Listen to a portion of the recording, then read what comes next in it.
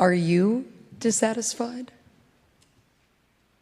Only 3 years after he had been awarded the Nobel Peace Prize and witnessed the signing of the landmark Federal Civil Rights Act, Dr. King was still dissatisfied.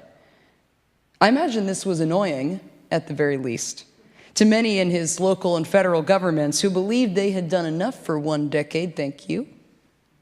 And we know certainly that King's continued activism and increasingly wide view of injustice was deemed threatening by governmental organizations like the FBI and, of course, by Klansmen and white citizens counselors everywhere. But King was dissatisfied and would not make himself comfortable with injustice.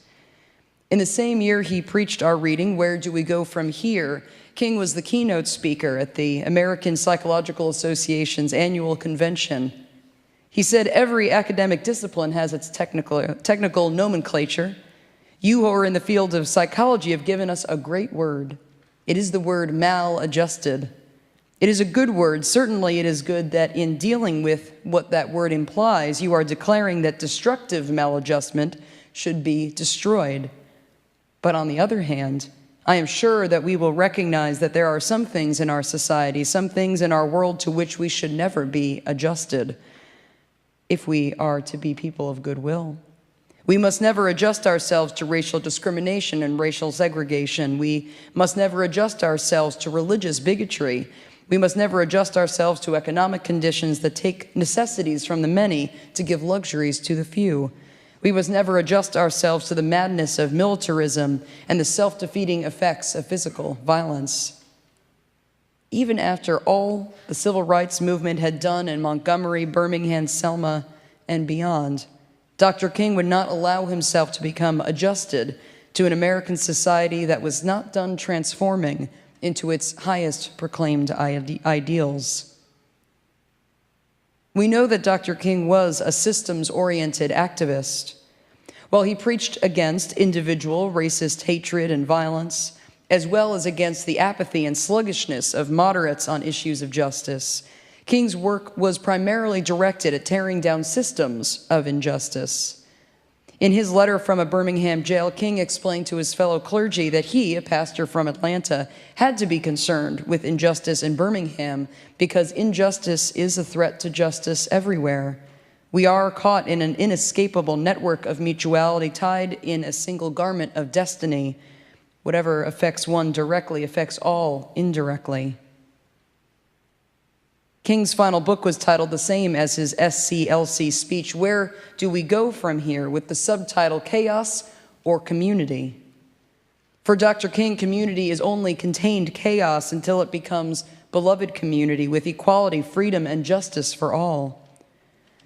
Our denominational publishing house, Beacon Press, currently prints this book, and in a recent blog post wrote, King's final book laid out his plans and dreams for America's future, the need for better economic injustice that make philanthropy necessary. Perhaps the pair believed that it is better to cure injustice at the causal source than to get bogged down with an individual single effort. It's an important theological and ethical principle to desire a world where charity isn't necessary anymore.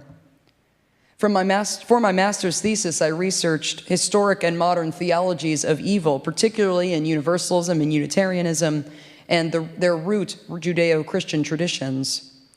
There are many theologians, historically and today, who would argue that the world is better with some suffering. The logic goes like this: charity is a virtue, and it cannot be practiced if there's no one to be charitable toward. How could we here at First Parish practice generosity to organizations like the Underground if there were no human trafficking? We couldn't practice generosity toward the Needham Community Council each summer if there were no need at the food pantry, nor send our youth group annually to a community in need if there are no communities in need. If the government weren't shut down, we wouldn't be donating to furloughed government workers' GoFundMes. You understand the logic of this belief that the world needs some suffering for it to be better? Unitarian Universalism is a creedless religion, and First Parish a free church. So you can decide for yourselves what you think about all that. But I'll tell you for myself, I'd rather have a world where charity was out of business than a world where I get to practice charity. Modern Black Baptist minister Reverend Earl J. Fisher wrote, "We cannot honor King if we remain committed more to charity than to justice. We cannot settle for tepid appeals for more mentors and individual acts of goodwill. We have no shortage of people who do good things. What we lack is a comprehensive plan to improve the quality of life for the majority of our citizens. That takes much more than reading to a child for an hour each week or adopting a block in a blighted neighborhood. When our government officials and civic leaders offer these options as a way to honor a prophet, it reveals they do not know or understand who King was. They might call on King's public name, but they do not mirror King's prophetic nature. Even as we offer solace and support to those currently under duress due to our unjust American social system, we ought all remain as dissatisfied as King was with our nation until we tear down and rebuild the broken systems, top to bottom. As he said in his 1967 SCLC speech, an edifice which produces beggars needs restructuring." Yay. King was a brilliant and highly educated man, and he offered many local and federal policy proposals that would dismantle the unjust American social system piece by piece, and in its place co-create something marvelous, a society beyond violence, poverty, and inequality.